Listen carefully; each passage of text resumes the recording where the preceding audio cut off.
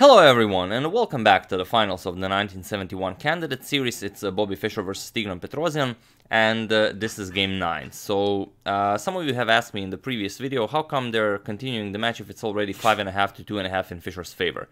Well, the match isn't over because the finals is not a 10-game match. The quarterfinals and the semifinals were a 10-game match, whereas the finals are a 12-game match. So, as the score is currently 5.5 to 2.5 in Fischer's favor, there's still a slim chance Petrosian can get back into the match or even win the match if he wins 4 of the next games in a row, which, you know, no one pretty much ever did against Bobby Fischer. But okay, I mean, if there's a chance, why not give it a shot? And it's very interesting, if you look at the first 5 games of this match, pretty much it was like a match that was pretty equal, but it did seem like Petrosian had the upper hand in this match. And now, after only 3 games after the first 5 rounds, where now 8 rounds have been played, now the result seems like Fischer is completely crushing Petrosian in this match. So a very interesting matchup, and it's very interesting to see what Petrosian has in store with the black pieces against Fischer in this game 9. So let's check it out. Fischer, as usual with the white pieces, opens with e4. We have e6, the French defense. d4, d5, knight to c3, so the standard variation, knight to c6, and now Fischer goes knight to f3. We have knight to f6, and now comes e captures on d5, a delayed exchange variation. E captures on d5, and now bishop to b5, simply pinning the knight. Bishop to g4, we have h3, asking Petrosian what do you want to do with this bishop, and Petrosian simply captures. Bishop captures, queen captures, so for the moment Petrosian gives up the bishop pair. We have bishop to e7, and now bishop to g5. a6, bishop captures, pawn captures, and Fischer castles. So this is pretty much a textbook game for now. The position is basically equal. Black has a bit of a stronger center, but he does have doubled C pawns. As compensation, he does have a semi-open B file to use for his rook. So okay, we have castles by Petrosian, rook f to e1, and h6 now, asking Fischer what do you want to do with your bishop. Bishop to h4 was played, queen to d7, and now comes a rook to e2.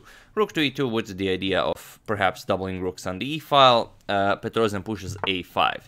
a5 preventing Fischer from any expansion on the queen side, and with this Petrosian will try to undermine Fischer's queenside pawns with the rook using the semi-open b file. We have rook a to e1. Fischer doubles up on the e file as planned, and now you could probably counter this with rook a to e8. This does seem to be like the most obvious choice.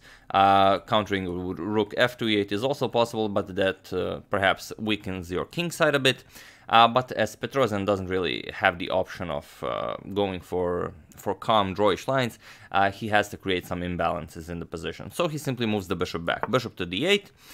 With this, he now prepares to continue with his plan. But also by playing this bishop to the back rank, his rooks are now not connected, which is definitely not a great thing. But he is planning knight to e4 at some point to exchange the dark square bishops. So okay, we have b3.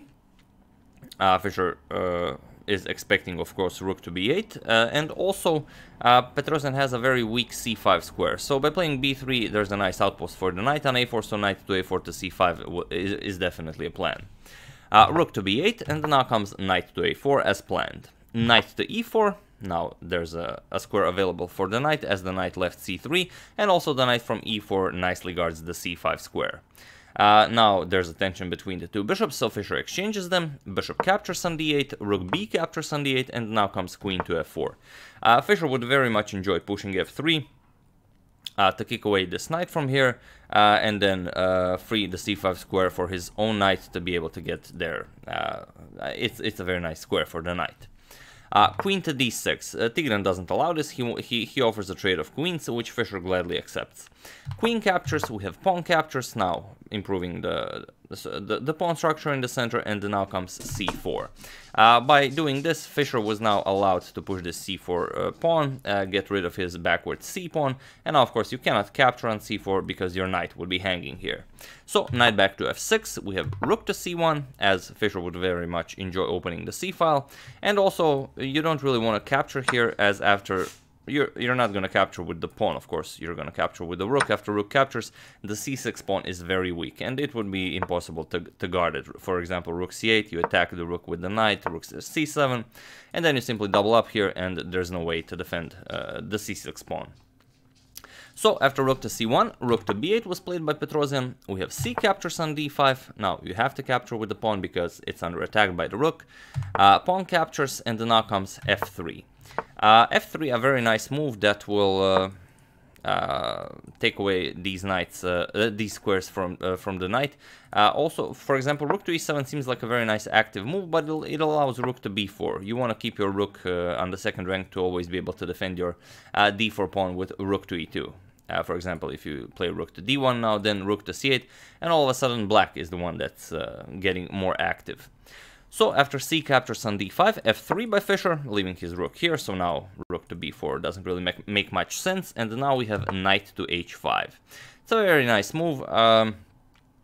Of course, f3 was a very nice move by Fischer as well, but you can't have everything. You have a firm grip on the e4 and the g4 square, but now Petrosian tries to take advantage of this, as now you've weakened the dark squares around your king. So okay, rook to c6, Fischer attacks the d6 pawn, we have knight to f4 attacking Fischer's rook, rook to d2, and now comes rook to e8.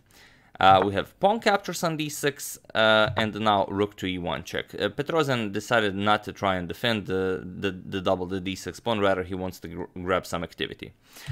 King to f2 attacking Petrosian's rook, and now comes rook to h1. We have king to g3, here Fischer attacks Petrosian's knight with the king. And now comes knight to h5 with check. You could try something like g5, seems like a very nice idea, but unfortunately there's no way to actually threaten the white king here.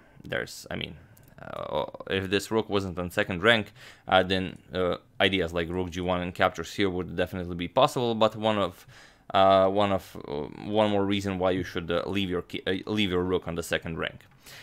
So okay, after king to g3, knight to h5 with check, and now we have king to h4. Fischer further goes deeper with his king and attacks the knight on h5 as well. g6, and now comes rook captures on d5. So Fischer simply keeps gobbling up Petrosian's pawns, and Petrosian's chances lie somewhere perhaps in checkmating Fischer's king, which is currently not possible, but you know, who knows what the future holds. Rook to e8. You might think, okay, let's try and defend this pawn, but here even a move like rook captures on h5, captures would probably be enough for Fischer to win this game. He would simply be up 3 pawns for the exchange, and there's a passed d pawn. I'm pretty sure this is enough to win this game. But okay, after rook d5, Petrosian will now try to give up everything and simply, you know, give it all in to try and checkmate Fischer's king. Rook captures on a5. Fischer thinks there's no danger here, and he simply continues gobbling up pawns. Rook e to e1, knight to c3, and now comes knight to f4. We have king to g4, and now knight back to d6, e6. We have rook to e5, here Fischer offers a trade of rooks. Of course, Petrosian wants to do everything he can to avoid exchanging material, because if you imagine all of these pieces are off the board, then you can easily see that Fischer is up 3 pawns, and he would simply push any of those free pawns and pass pawns to victory. So here f5 with check. Fischer goes to g3, and now we have f4 with check. Now, of course, you don't want to play something like king to f2 to allow rook to f1 with checkmate, so Fischer has to go to h4. King to h4 was played, and now comes king to h7. Playing something like g5 does seem to make a whole lot of sense, but after king to g4, it's pretty much impossible to continue this attack. There's no way you can make it with something like king h7 to g6, and then, for example, to push h5. Really no way to do it. Let's say knight to g7, rook captures, white can simply break through with h4, and there's no way to checkmate the white king anymore. So king to h7. Petrosian tries to bring his king closer. Knight to e4. Now there's no longer this tension between the rooks, and now rook captures knight is definitely a threat. First g5 with check from Petrosian. We have king to g4, and now comes knight to g7. So here Tigran is once again threatening king to g7 followed by h5 checkmate, and Fischer has to do something to stop this.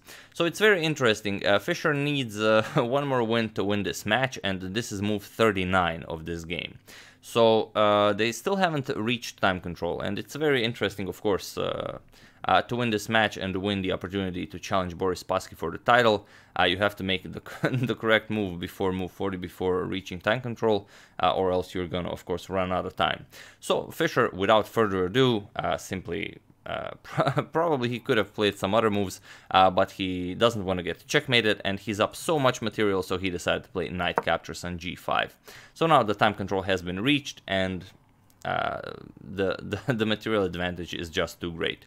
We have h captures, and now rook captures on e1. Rook captures on e1, and now king captures on g5.